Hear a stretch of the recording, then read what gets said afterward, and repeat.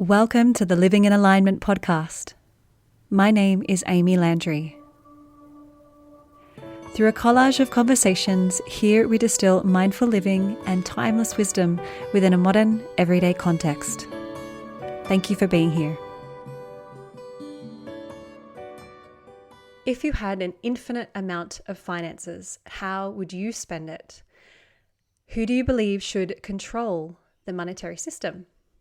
Maybe it would be better off in the hands of the insightful and enterprising folk, the creatives, the meditators, the motivators, the far-sighted, the perceptive, the healers, the givers, and the volunteers. Maybe that is you. Denise Duffield-Thomas is the money mindset mentor for the new wave of entrepreneurs and those who want to change the world. Her books give a fresh and funny roadmap to creating an outrageously successful life and business. Denise helps women create wealth through her mindset courses and practical wisdom on releasing money blocks. She is a lazy introvert, a Hay House author, and an unbusy mother of 3 exhausting and adorable kids. She owns a rose farm and lives by the beach in sunny Australia. So welcome, Denise. So good to have you. Thank you. Well, I have to say the unbusy part probably isn't as true this week, but mostly true. Wild times right now. Mm-hmm. Denise, can we dive in? I know that a lot of people listening who are familiar with your work would no doubt have heard of your story. But for those that haven't, would you mind giving us a little bit of an idea as to your background and how, of course, you have arrived here doing this quite unique work? Yeah, I was an Oprah baby, meaning that I grew up watching Oprah after school, like so many, I think, people of our generation, right? And so I always had this sense that I wanted to help people and I wanted to serve people, but I didn't really understand that, first of all, that was even a job and that was something that I could do. Like I was always the kid at school that people would come to for advice or to get solutions for their problems. And I would, as soon as I found out about personal development books, I'd encourage my friends to read them as a teenager. And so I think back then, if I'd known that there was such a thing as a life coach or a business coach, or that even coaching or personal growth was a legitimate career, I probably would have decided to do that from a very young age. But I didn't, because I didn't know I could do it. So even though I always wanted to be an entrepreneur, I spent a lot of time trying to figure out what my thing was. And I spent my 20s going in and out of the corporate world and starting my own business, just looking for problems that I could try and help solve. And one of those problems in my early 20s was I was doing internet dating. And I was like, everyone sucks at internet dating. I'm going to coach people on how to be a better internet dater. So I wrote a book about it. And it was just called Internet Dating Tips for Men. And so that was really, that is me in a nutshell, right? I'm like, oh, there's a problem. How can I find a solution for people?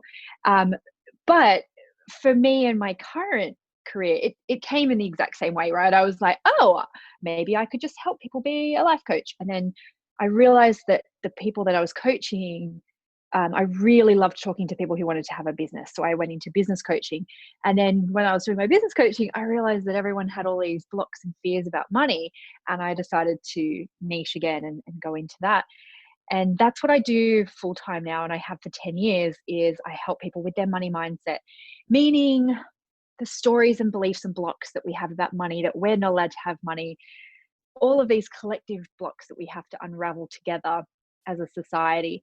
Who gets to have the money, as you said, who gets to be in control of the money? And traditionally, the people who have been in control of the money in our society have used it in not so nice ways for the planet and for us collectively.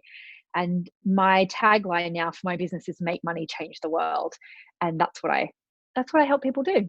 It's interesting because, we can have all the tools and the resources out there to inform us how to intelligently work with money, and I know that the book, The Barefoot Investor, is really popular, and we in our household do love that book, and it has been tremendously helpful. But in applying these practical steps, that doesn't address the underlying ingrained conscious or subconscious mindset that we each individually have and collectively have around, how to receive money and how to spend money very mindfully and consciously. So can you reflect back and consider a book that has really directed you along this path or inspired you or given you clarity with respect to the current trajectory that you're on? Well, the very first personal development book that I ever read, I remember it very clearly. I used to go to this secondhand bookshop after school, and I never really had enough money to buy books every time I went, but I would, sit and read them. And so I learned to read really fast as a kid, by the way, because of that exact reason. Like my mum had me at 19 and she'd take me to parties when I was a kid. And so I would look for the bookshelf and I would open a book and I'd have to read it really fast because I wanted to read the whole book before we left the party. And that's when I started gravitating towards books like astrology books that were in people's bookshelves and things like that. But this book, it was called The Magic of Believing by Claude M. Bristol. And it was one of those books that's kind of written around the time of like How to Win Friends and Influence People and Think and Grow Rich type book. And it was definitely written for men, like a lot of those books are and were. Like all the examples were for men, and it was usually for like salesmen in a way that some of those were written. And so I remember thinking, wow, you can just write about things and set goals. And it was just a really big eye-opening experience for me. And I became a really prolific goal setter and a journaler after that. So that was really key for me. Another book that is not about money, but was super key for me and the work that I do today is Louise Hay's book, You Can Heal Your Life. Because you can't receive anything like long-term love, abundance, compliments, big and small things without that self-love, because you're always going to reject it. You're always going to sabotage it in some way. You're not going to think that you're worthy of those things. So that book really informs a lot of the work that I do, because people think that they're coming to me for money advice, but they're really not. They're coming to me for self-love and acceptance. I just don't call it that. And I don't sell it like that because people don't think that they need that, but that's what you need to work on your money stuff. And then another book that really influenced the kind of work that I do, I think his name's Thomas Stanley, and it's called The Millionaire Next Door. And actually he's got another one called Stop Acting Rich. And that one really redefined for me what wealth is about. And it's not about having the biggest, shiniest car. Nothing wrong with that. It's about really, truly designing your life with your values and what's important to you. And even though I love talking about money and I love encouraging people to make as much money as they want, it's all about sustainability and about redefining your version of wealth, whatever that is for you. And for a lot of people, I'm finding increasingly it's about having richness in their life around, having their practices and maybe growing their own food or having the choice to live where they want to live. And so that book really was a wake-up call for me, because I think before then I was on the trajectory of, make more money, like you have to have a fancier life, you have to buy more and more. And it's not about that. It's about creating a life totally in line with your own values. So yeah, they're 3 books that have really impacted me. It's like it's flipping the paradigm in a sense around, what it means to be abundant and financially well off, that we can, as you say, design our life and be incredibly intentional. It doesn't mean that we have to flaunt it or have a certain personality, if you will. And I know that you mentioned in your books, you give so many examples, but we look to celebrities and people that win the lotto and how they come into all of this money and they don't know what to do with it. And it sounds so incredible to be, to have that kind of level of abundance. But if we can't deal with what is actually underneath, then it's not going to serve us. And in fact, it can be incredibly detrimental, not only to us, but to our families and to our communities. I know that you are a big reader. So for those listening, Denise and I live very close to one another, and I see Denise often. And I feel like you're almost onto a new book every time I see you. So what are you currently reading, whether it's related to work or not? What I'm really loving reading at the moment is celebrity autobiographies because, again, it's that thing of if you didn't know anyone rich growing up, you're going to have this skewed view of what wealth means. And so I mean, I love Hollywood stuff anyway. I love movies and I love Hollywood gossip.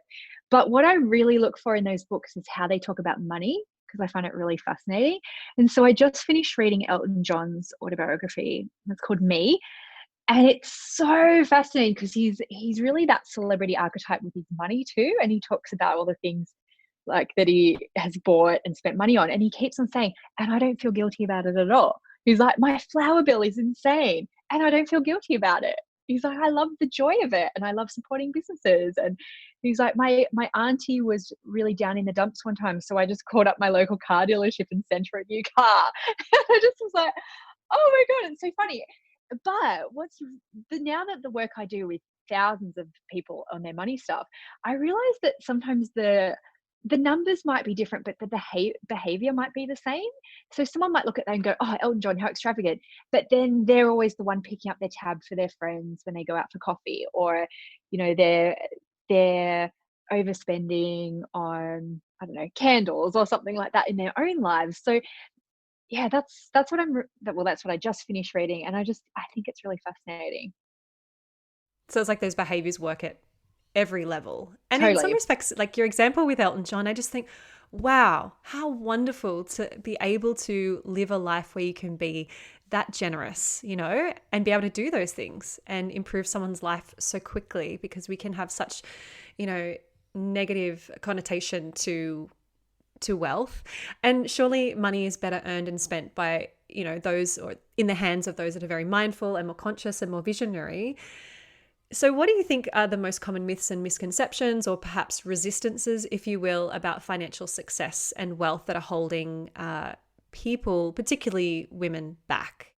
Well, the first one is related to something you just said, right? About money itself doesn't cure money blocks. That's a really big one because we think that if we had more money, we would be almost like a different version of ourselves, right? Well, that rich version of me will be, much kinder or much skinnier or much more whatever than I am. And so we almost separate ourselves and make it a barrier between us and the rich version of us because we feel like either we have to give something up or that person's not really who we are, even separating it even further.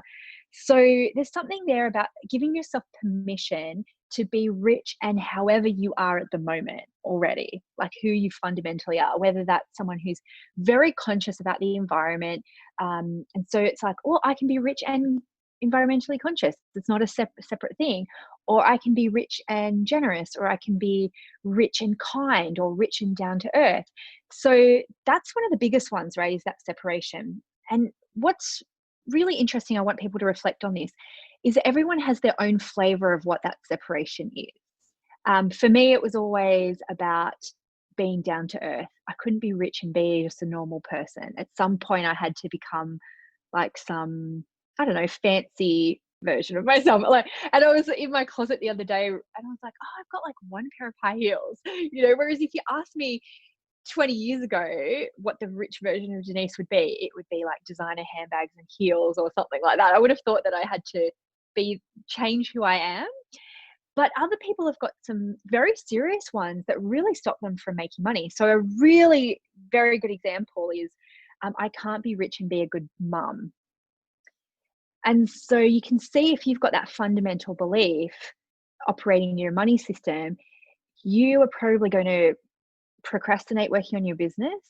You are going to sabotage your business. You might, if you're in corporate, you might not go after promotions. You might not ask for more money because you feel like it has to be a pendulum swing. And it leads to a lot of guilt for women. Men tend to not have that one. And actually, there's studies that say that they often make more money after having kids because their companies see them as like more responsible and stable and all that kind of stuff, which is funny in itself.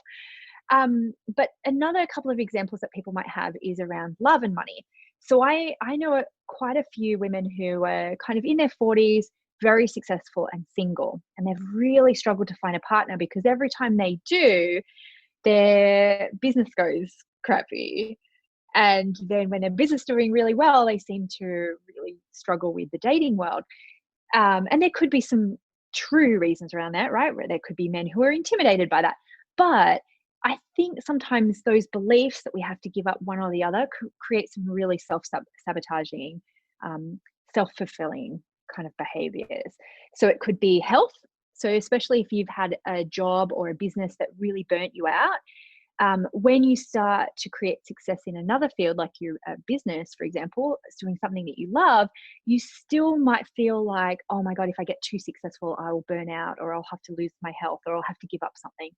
Other people, it could be integrity, or feeling like they're going to lose all their friends, or something else is going to have to be given up for that money. And I think that's probably one of the biggest things that I see.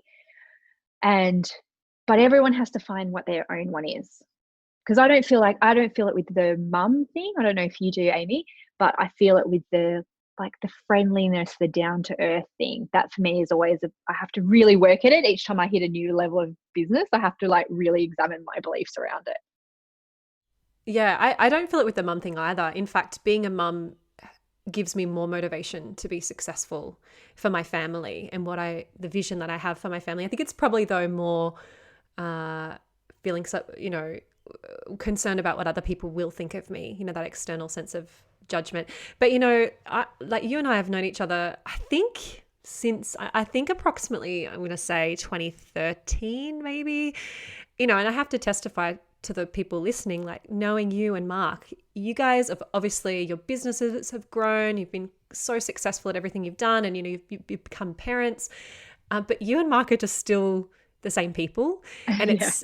it's so important, I think, to, as you said, surround yourself with people that are walking and talking examples of true, really incredible success and hardworking success.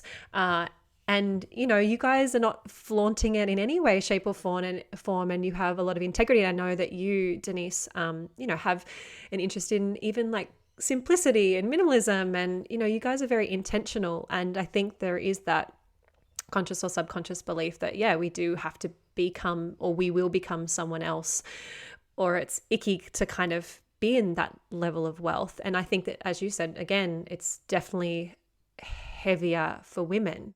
Oh, yeah, absolutely. I think when you're saying about the judgment too, that can be a really big one for people thinking, oh, I'm going to leave people behind, or my friends won't like me anymore, or, and it's a real feeling of being kicked out of your tribe, right?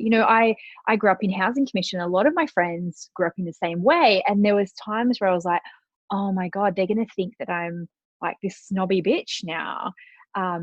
Instead of just, they're always like, oh yeah, you're just literally the same person you were in year 6. But it's a story that I have to work on, and this is the thing too, if you don't find the story and then you fix it forever, it's literally something that you will continually have to work on. Like when we moved to this house, it is a very abundant house in a very visible area. Like I felt that same feeling again of, oh my God, I can't be too visibly successful because people will think that I'm a snobby bitch.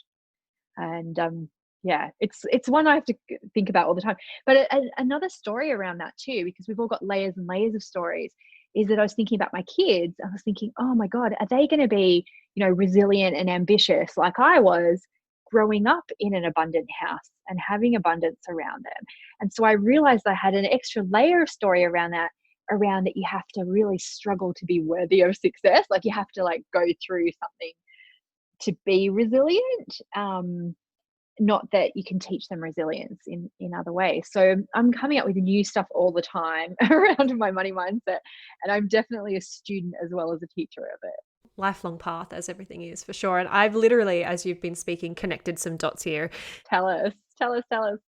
Well, I think back to my school, something really painful for me, public declaration here, is like I was bullied a lot, particularly sort of between the ages of 12 and 14, but also from sort of age 6 to 10, I lost a lot of my best friends. They either moved away or, nothing bad happened. But I think that I, even as an adult, find that undertone of like worry about my circle and what people will think of me, and will I lose people, and I suspect that that's just going to be totally driving what goes on for me. And it's interesting because most of us have seemingly positive and well-intentioned beliefs around money that are in fact counterproductive. And for example, I believe I will always have enough. And that could be seen as something really positive. On the darkest days, I will always have enough. And we do. Even if I look at our bank balance and the figures and I go, oh my goodness. But deep inside, I know like we will always have enough. And I always have and we always will. But then you flip that, that's actually a real upper limit because it's not allowing me to have anything greater. Enough. Yeah. Yep. That's right. And that's where I know I'm stuck. There's something there too that I think a lot of people who grew up like 70s, 80s, 90s, because we started seeing on TV like the ads for the overseas charities. What's an example of one of those? Oh, yeah. And the 40-day famine and stuff like that. Yes, absolutely. And so we started being told, eat all your food because there's starving children in the world. And I think that's really set up a belief for a lot of us that we're allowed to have enough and we have to be really grateful for what we have, but we're not allowed to have more than we need, because there's something there about like not finishing all the food on your plate. It's such a simple but very symbolic example of, you know what, I've had enough, but it's wasteful. It's wasteful to let this go. And I know that you are a very good saver because it's in your money archetype too, but a lot of people I know who struggle with savings, I think it comes from that place of feeling guilt about having more than you need, having excess. And it feels, I don't know, it feels inappropriate somehow, or it feels greedy, or it feels like you're not using that money. Does that make sense? Yeah, totally. Yeah, and I remember growing up with my grandparents, that was definitely a thing. Like you finish the food on your plate. You are so lucky, which is so true. And as an adult, when I became an Ayurvedic practitioner, it's the opposite. It says, the philosophy is do not finish everything on your plate if you don't need it, because it's really detrimental to your digestive system. Whether it goes into your body, it goes in the bin, it's going to end up as waste anyway. Obviously there's some nutrition there, but it can actually be a disservice to stuff yourself till you're sick. So that was how I overcame that belief. But yeah, it's very conditioned, I think, through the generations. I think we could do a whole episode on food and money, because in some cultures it's considered really rude to finish everything on your plate, because it's almost showing your host that you're not being taken care of and that you're still hungry. And so it's a sign of respect to leave just a little bit, so you can be like, oh my God, you're so generous. Thank you. I literally can't finish everything. And you can imagine that could set up some interesting beliefs down the track of as well, of like, I have to hide my true desires and always like show that, that there is enough, even if I feel like there isn't. So there could be a whole book about cultural practices around food and how it relates to money. Totally. And how we circulate money is no doubt incredibly important. So what we do with the money that we have. Could you speak to, therefore, monetary wealth in our world right now? So to those that, they're listening, whether or not they work in the health and wellness industry directly, as I do, because I know there's a lot of resistance, particularly in the health industry and even more specifically within the yoga community, around earning money and being paid what you're worth, but then recirculating that. So maybe speaking to the value and the importance of that. Yeah, of course. So what I see in a lot of the spiritual communities and health and wellness communities is a lot of burnt out people, because they've been taught that things, like good health is free, yoga is free, all of those things. And that is, I believe that's totally true as well. I think it's a birthright for every single person to be able to access those things. And they can, and it does not mean that each individual has to burn themselves out in service of that, because it's not necessary, especially in today's world where we can thank technology for being able to leverage our time and energy. So we can be very generous and give, but we can also make sure that we're not burning ourselves out in service of that. So that's huge, first of all. The second thing is that I believe that people's time is worth being paid for. And I believe that there is enough for that to happen, right? So say, for example, you're a yoga teacher. I think there's this, or a health and wellness person, there has to be a line of enoughness around your giving, right? And so that could be that if you charge well for what you do, you can have excess abundance to be able to give pro bono. Okay, so a really good example of that could be creating a book or some free resources for people or free videos. This is why technology, I'm so grateful for it now. So then if people come to you and say, well, I don't have money to be able to access your stuff, you can be like, well, great, here's a free ebook I've created. Here's a free video series I've created.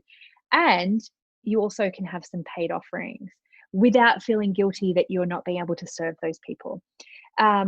For example, writing a book, right, can take up so much energy and time that I really see the importance of charging for what you do so you can free up some energy and time so you can create those resources so then you can help more people.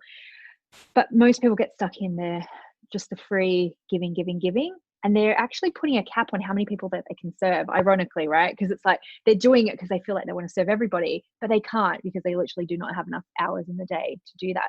So you buy back some of your time and energy by charging people with a win-win, and then you can be able to open up. I mean, your free stuff on YouTube, Amy, could serve millions of people without any extra additional time on your side, but that takes time and energy to do, right? That you wouldn't be able to do if you were just serving people for free all the time, one-to-one. Yeah, and even writing a book, as you've done now multiple times, that takes up a lot of mental and physical and emotional energy, no doubt. And yet it's such a low price point offering for people to be able to access you, essentially.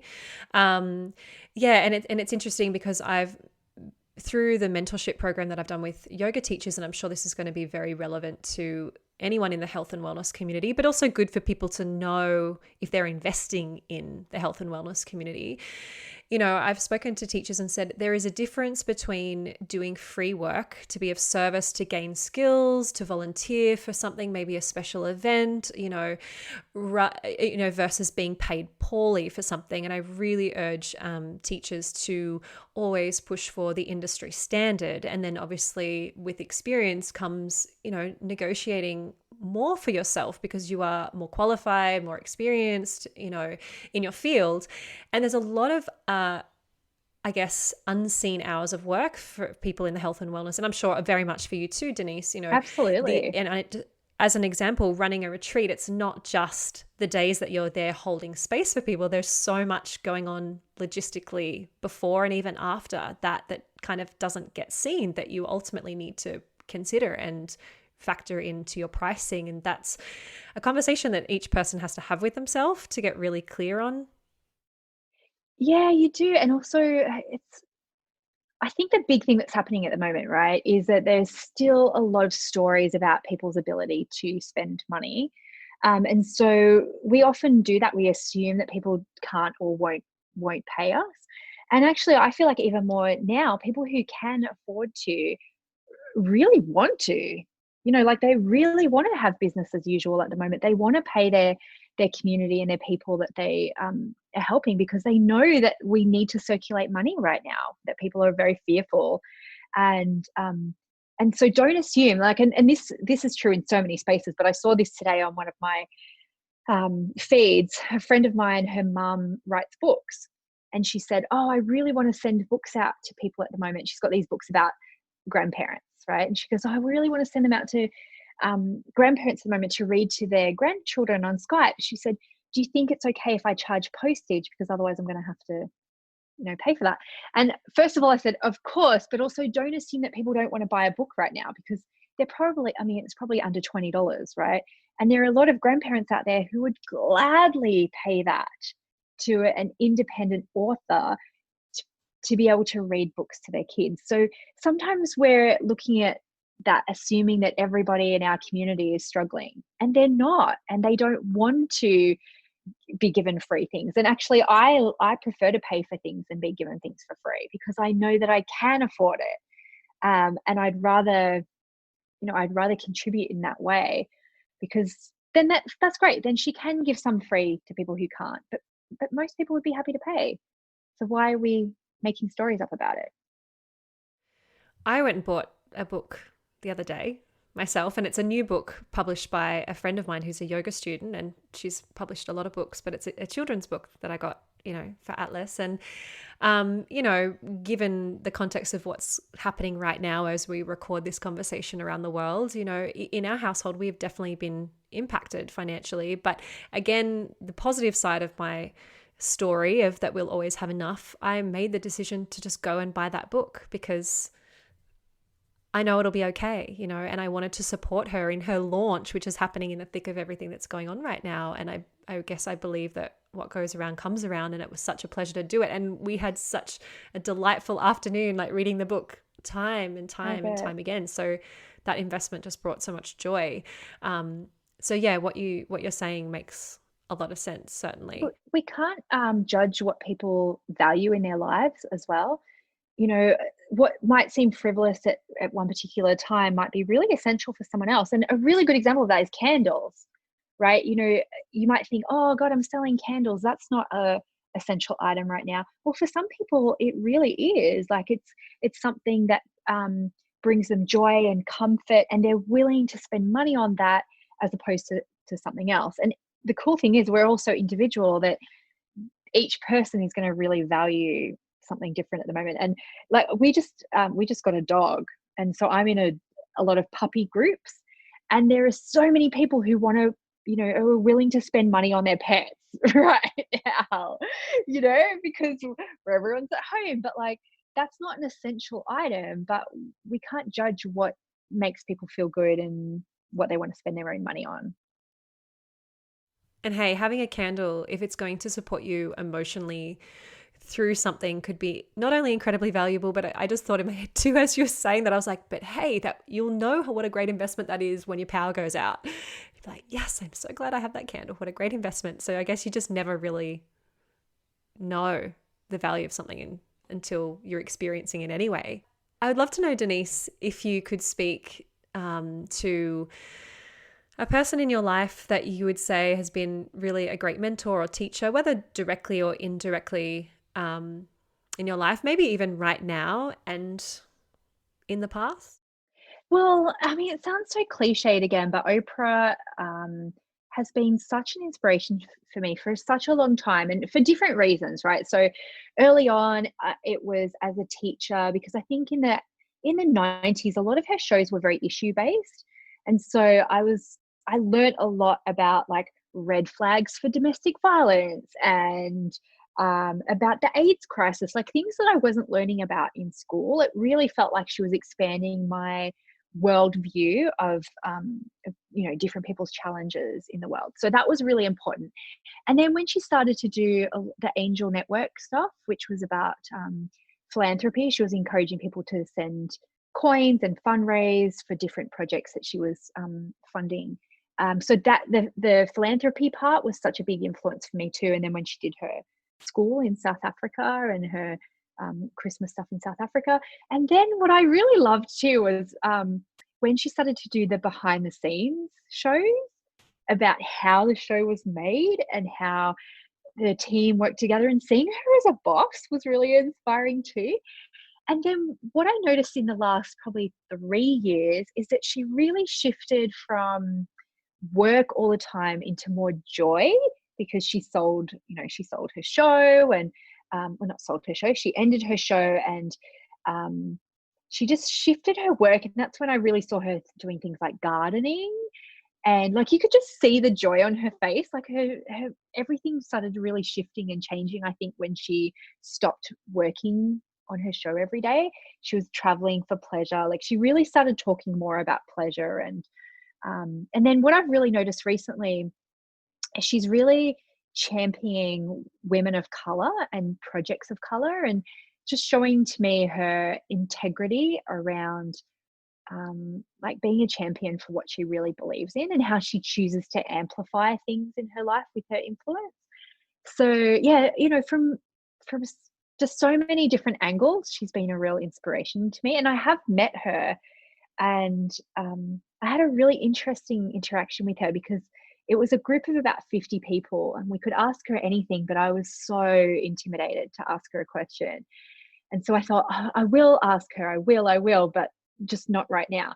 And so she came out and she goes, "Oh," and she pointed to me. She goes, "Are you wearing a Camilla caftan?" And I went, "Yes." And I said, "Oh, yeah, like I had to buy something special because it's Oprah. Like I couldn't just like wear Target." And she said, "Oh, excuse me, I shop at Target all the time." And I went, "Oh, of course you do." And then she said, "Why are you here?"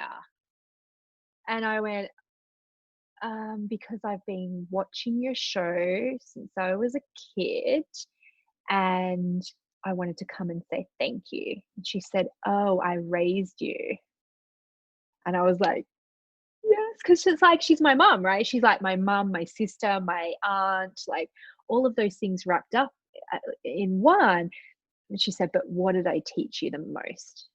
And I said, "You taught me to break the cycle." Like every single lesson, every single show is really about, becoming that person that you want to be and breaking those cycles of your family or your legacy or a situation that you've grown up in, all of those things. Um, yeah, it was really cool. But a really funny, like, aside to that story, I was really pregnant when I was there. And when we got to go and have a photo with her, she kind of looked at my stomach. But I remember her reading stuff about how she would never comment on someone's pregnant belly because so many times the person wasn't pregnant. And so she learnt that really painfully in her show. So she kind of looked at my belly. I didn't say anything. And then we took the photo and I said, "Thank you." And I was so excited to get the photo back. I was like, "Oh my God, I can't wait." So they finally sent it. And being pregnant, like your boobs are all over the place. And so like I had these really prominent nipples in the in the photo. And I had to ask a friend who's a photographer to Photoshop my nipples because I was like, "Oh my God, I can never share this picture with anyone," because I just had these big prego nipples. And I was like, "Oh my God." So yeah, that was really special. And I really hope I'll be able to interact with her again in the future because um yeah, she's just been such an influence to me and to so many people. And one thing that I am often concerned about is I feel like for people who are kind of my age and older, she was such an influence. And I'm like, who is influencing the current generation? I don't know if there is someone who is, because I don't know if people growing up now, like they're not watching Oprah after school like a lot of people my age did. So yeah, that concerns me a little bit, but But she certainly paved the way for women to really hold their own in a sense and, walk their path that they really want to walk, right? It was like she's led the led the path essentially from the front line herself. yeah, I think she And she has. seems like she's someone with such great integrity. And I remember kicking up my feet on the couch in the afternoons as well, growing up watching her too. And she just continues to evolve, which is really inspiring. It is inspiring, but like again with the money stories, right? I whenever I've read any books about her, because I've read quite a few autobiographies about her, it's it's really funny her money stuff because she's always said like I've had no problem earning money. I've had no problem asking for money. I've had no problem negotiating contracts. And you can tell from such a young age, like she's owned her IP. And that's why she's so wealthy compared to other people who've been in media because she owned her show. She owned her image. She owned everything. But there's one common thread in that is that she's an overgiver. And we can all learn from that too of um, not wanting to try and rescue people in our lives with money or feeling overly responsible for people. And that comes up again and again where she's tried to like buy houses for people or try to solve problems for her family with money. And yeah, I think that's a really good lesson too, right? Is that it's okay to not try and rescue everybody. Well, I guess that means if you're rescuing people, they're never learning the lessons. They're never breaking through, their own resistances and money blocks and their stories and their conditioning. You're not giving them an opportunity to work through that. And yes, it must be so magnificent to be able to live a life and comfortably be that generous. But yeah, you're almost taking an opportunity away from people and can be to some degree a little bit of a disservice. So it kind of goes both ways, doesn't it? Well, it does, but there's another lesson that she, I think, has taught me too, is around boundaries. And I remember reading this about when she used to run her show, like she would stop and she would shake hands with every single person, and she would hug every single person and sign things. And if people wanted to come back and into her office, she'd let them, right? She just had no boundaries at all. And she said this one lady one time said, "Oh, I've got something really important to talk to you about. Can we go back to your office?" And this is after like filming, all day and being so exhausted and giving so much. And she got back into the office and the lady said, "Oh, I saw that you have given away houses. Can you buy me a house?" Like, just for no reason, just buy me a house. And after that, she just realized that she needed to set boundaries. And that's when she stopped, stopping and shaking every single person's hand after her show, just being like, it's enough that I'm giving what I'm giving, and that's enough. And I think there's so many lessons that we can learn in so many industries, right? The person who is a health coach, and instead of doing 45-minute sessions, you do 3-hour sessions because you're trying to solve every problem of someone's life. Or I'm sure there's equivalents in like the yoga teaching world, right? Of just giving so much and over giving that you are enabling people sometimes to stay in their stories, or you're just burning yourself out of lack of boundary. And speaking of boundaries, just diverting here slightly, um, what does a life living in alignment look and feel like to you, given your situation? And Yeah.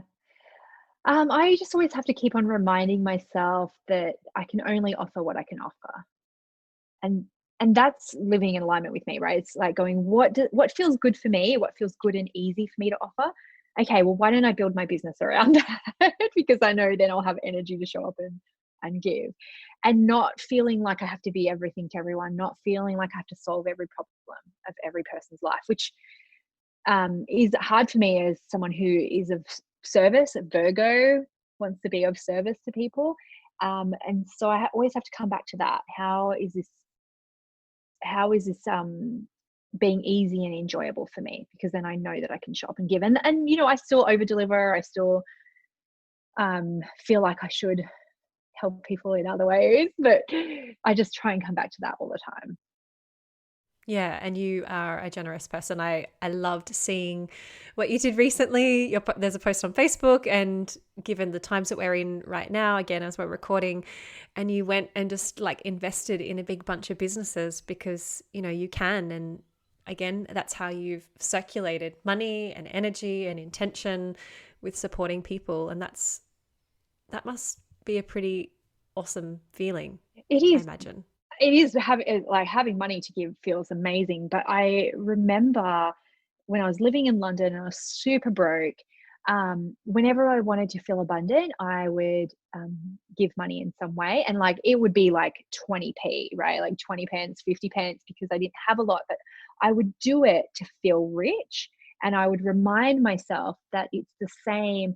Me giving 20p right now is going to be the same as me giving 5,000 in the future, and it will feel just as good. And if it feels hard now, it's going to feel hard later, even with money.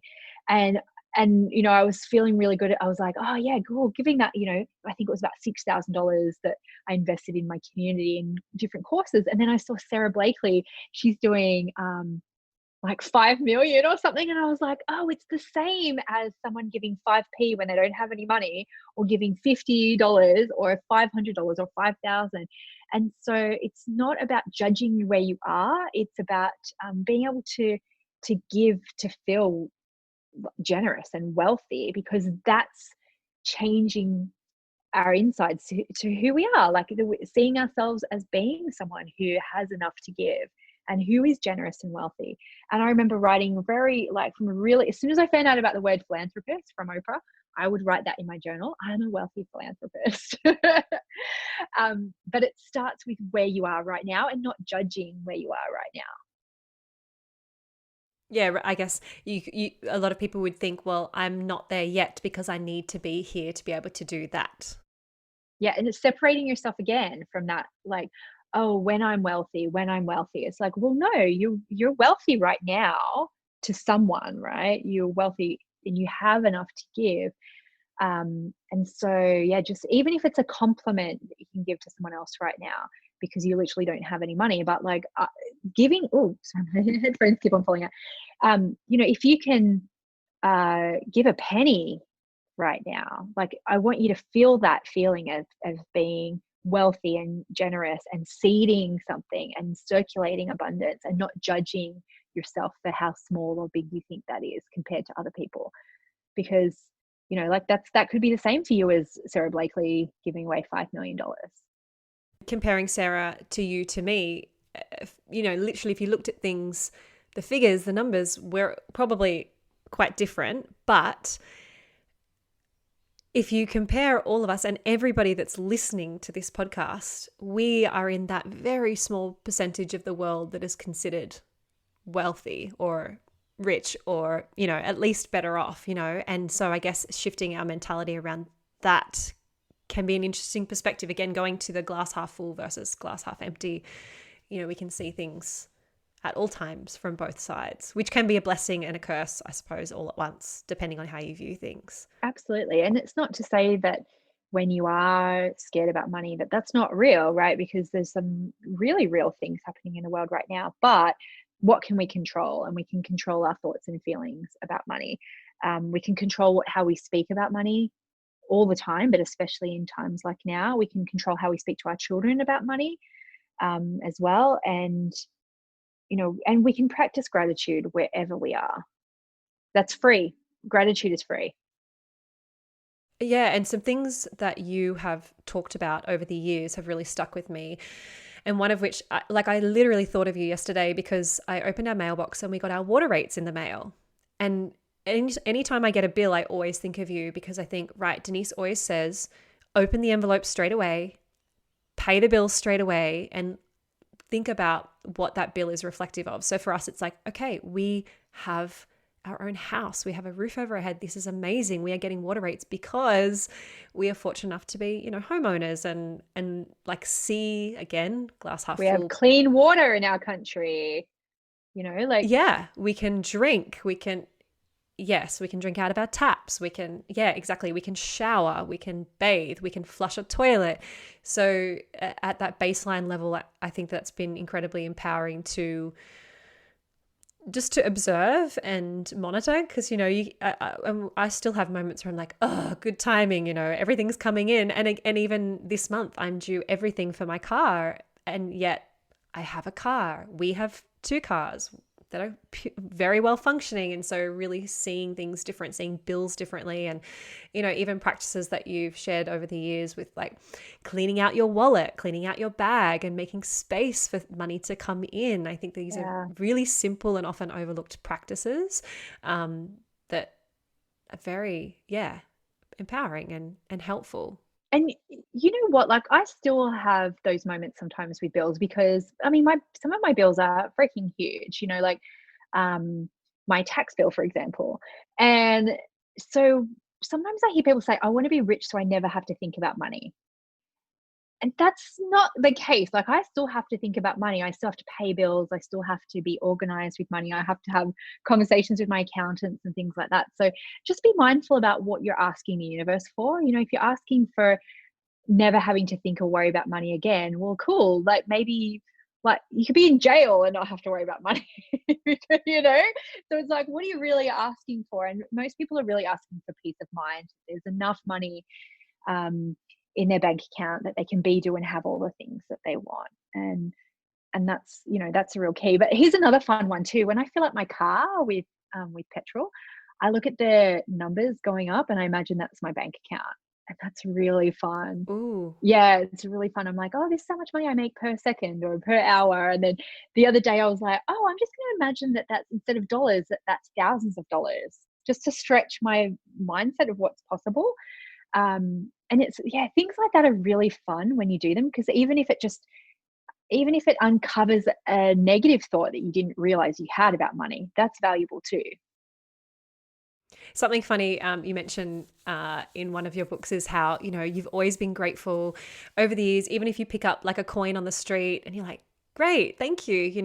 But I kind of had a bit of a chuckle because I thought, if I was to find money on the street right now, I would feel even more blessed and rich and lucky because so many people don't carry cash anymore. And I think, I wonder what it's going to be like for our kids growing up, because that joy of finding a coin on the street will be even more cherished and more rare, or a $5 bill, or even finding cash stuffed in, your pockets of your jeans or something that you haven't worn for 12 months, which is awesome and always delightful, will become even more and more seemingly lucky and a blessing, because it's a lot less common to carry That's a really cash good point. these days Yeah. for most people. Yeah, it's a really good point. And for those of you who do have kids too, there are a couple of things that you can do to help them, like a few just little language changes. So one, don't put money in your mouth, money is dirty, because that's such a like common story for most of us, right? That's the first interaction we've had with money. We say in our family, we go, hey, don't put money in your mouth.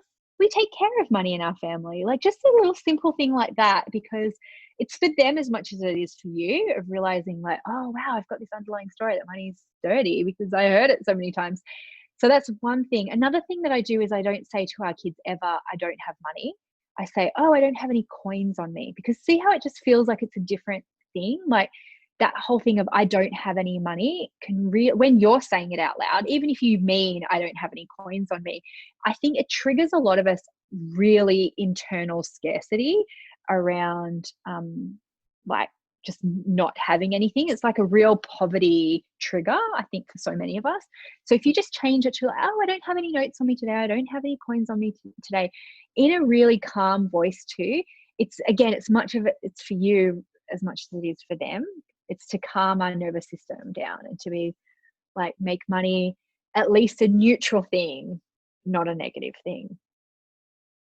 Yeah, that makes a lot of sense. Terminology and language is everything. Even, I'm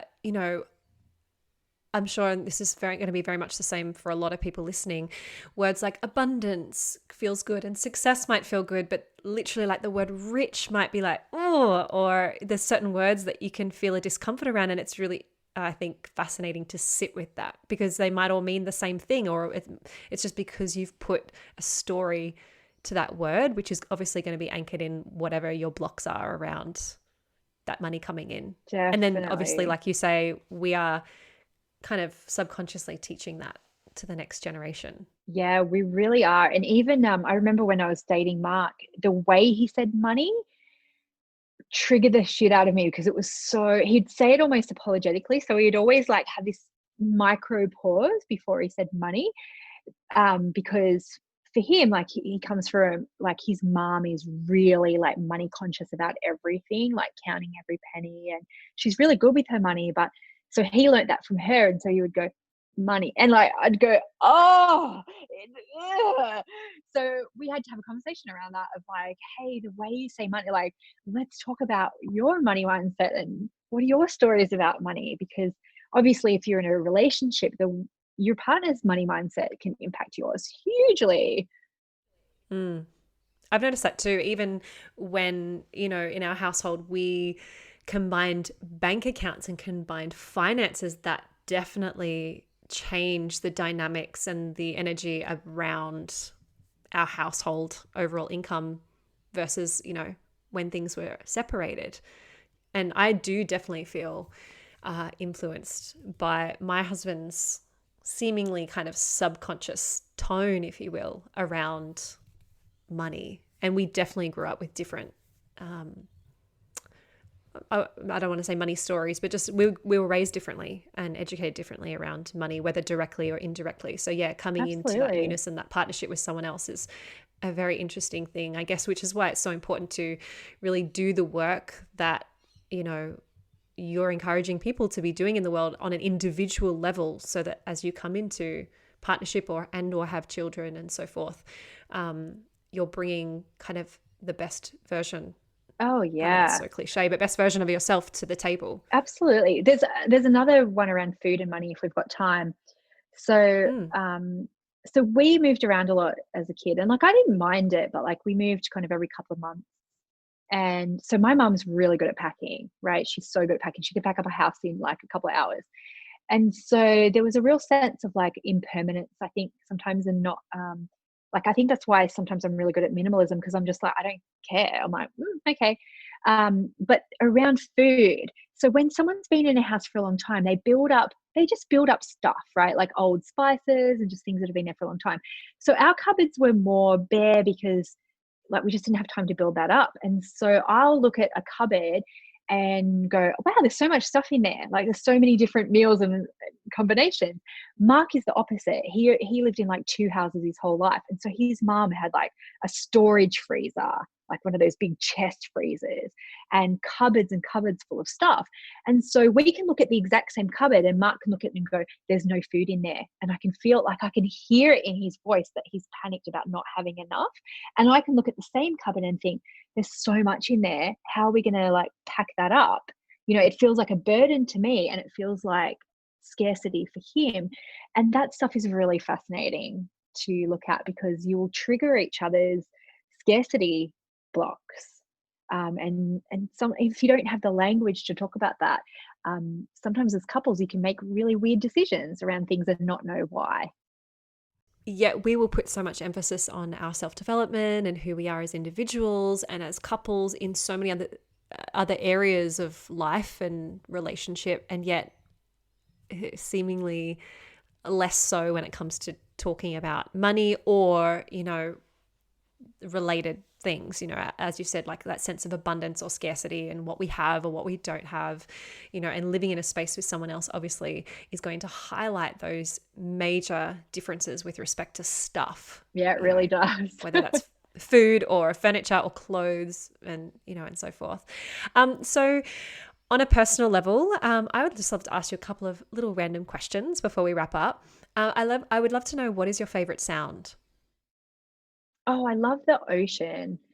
But at my rose farm, we have these poplars and they're really, really tall and the wind rustles through them. And it kind of sounds like the ocean, but and the other day I was out there, I was like, that's the sound of money. I don't know why, but because like money, what does it sound like? And the only thing I can ever think of is when you're in a movie where like money flies up or something. I don't know, like from a Yeah, bank, but I was just there going, wow, that's the sound of money. So yeah. Hmm, that's so interesting. yeah. Very cool. And what is your favorite place? At the moment, it is my rose farm because it's so beautiful and natural out there and makes me really happy. And there's also a lot of projects to do out there too. So I can go out there and dream and go, oh, that's what that's going to look like. And that's what that's going to look like. And I love having people come and share that as well. Nice. And what's your absolute go-to meal? Favorite food? Oh, that one's a tricky one. I think I'm not that bothered about food all the time. So I think my favorite food is always something that someone else makes for me. But if I had to pick That's something, always a win. yeah, if I had to pick something and I haven't been able to recreate it, it's my nan's pea and ham soup that she used to make when we were kids. She always used to just make such beautiful comfort food like spaghetti bolognese and pea and ham soup and stews and stuff like that. So it'd be something like, that my nan would make, but if she was still here. That's so nice. Yeah. Reflecting on the foods you ate from your grandparents. There's something just so hearty and loving about it. Maybe because we're so disconnected these days from just the value of home cooking, whereas that would have been just the norm for them. Absolutely. And I think if you've got grandparents who are alive, ask them to write down their recipe because I so regret that. Like as a kid, you just take it for granted that it's always going to be there and Nan's going to make soup every Christmas and it's just going to happen and like we don't know. No one knows the future, so get that captured.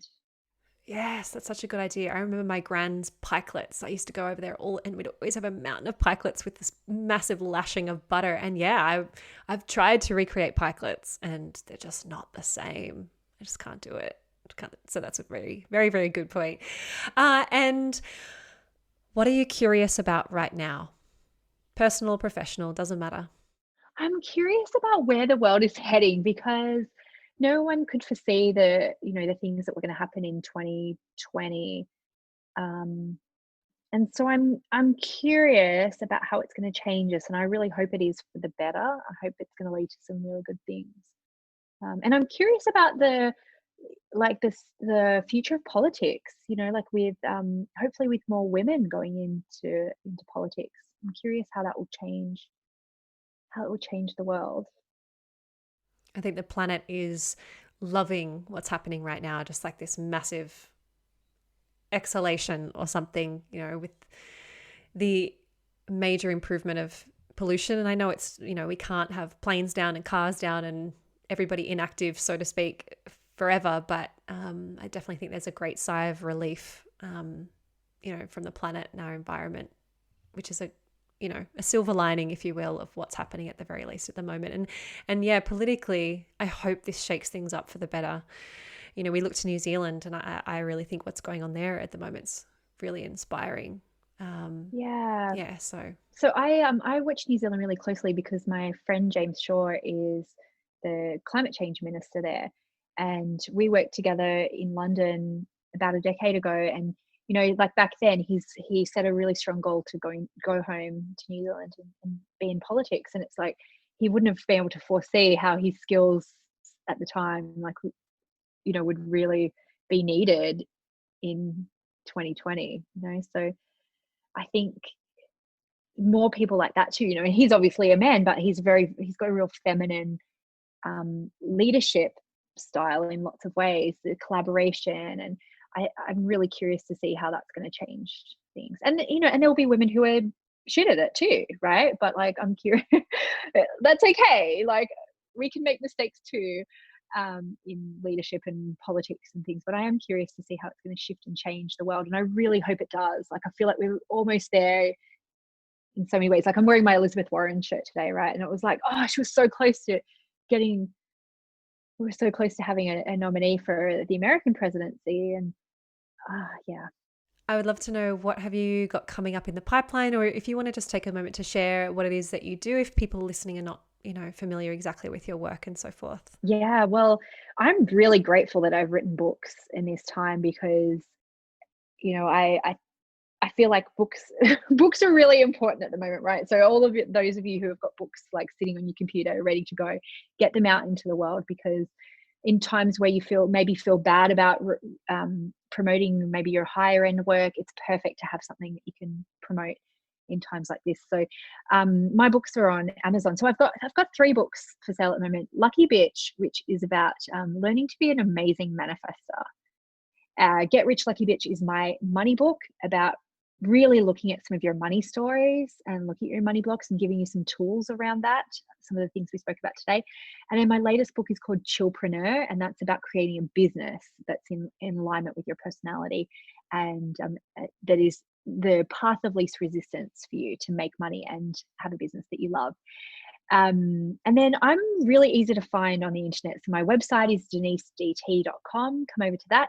But actually, I really love when people connect with me on Instagram. So all my social handles are at Denise DT as well. And I love when people tell me an aha that they got from the talk, or an action that they're taking differently from hearing, us talk today. And just to connect. If you want to show me your favorite passage in one of my books, or just tell me what's going on with you, I'd love to connect. Yeah, awesome. And are you continuing to roll out your money boot camp as well? Yes, yep. So my Money Boot Camp is a community and a course to take people from what they learn in the book and take that to the next level and give you a supportive community too. So we've had about 6,000 students go through that course in the last 8 years, and it's open all year round. So if that's something that people know that they want to work on, you can jump into that straight away. And that's all at my website, denisedt.com as well. Well, I'm so thrilled to have you. Thank So nice to you, chat my with you friend. today. It was And lovely. always. Yes. Yeah, thank you for your time. I really appreciate it. Thanks, Amy. Thanks, everybody. If this episode was of value to you and your life, please subscribe. And if you can think of someone who would benefit from this dialogue, please do them a favour and send it their way. If you feel called, hop on over to iTunes and leave a 5-star review. This is the best way to get these conversations into the ears and hearts of our wider community, to those who need it most. You can find me at amyelandry.com or over on Instagram at amyelandry. May we all move a little closer to a life living in alignment.